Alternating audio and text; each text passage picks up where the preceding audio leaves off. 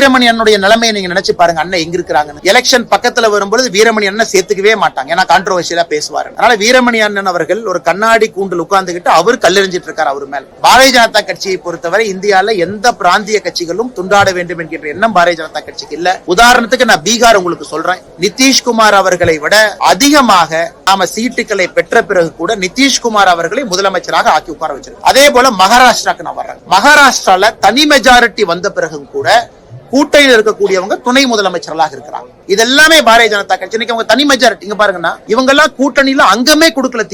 திமுகவை பொறுத்தவரை அவங்க மைனாரிட்டியாக இருக்கும் பொழுது கூட கூட்டணியில காங்கிரஸுக்கு இடமில்லை. அதனால இதை பத்தி எல்லாம் பேசுவதற்கு திமுக அருகதை இல்லை. நம்ம தனி மெஜாரிட்டியில மகாராஷ்டிரால வந்தும் துணை முதலமைச்சர்கள் கூட்டணியில் இருக்கிறாங்கன்னா, அதே போல பீகார்ல அதிகப்படியான சீட்டுகள் வந்தும் முதலமைச்சராக நாம இல்ல. அதனால திமுக தயவு செய்து கூட்டணி பாடத்தை நமக்கு எடுக்க வேண்டாம். அது அன்பு அண்ணன் வீரமணி அவர்களுக்கு சொல்லிக்கிறேன். அவருடைய அரசியல் வேறு, எங்க அரசியல் வேறு. வயதுக்கு மரியாதை கொடுக்கணும்.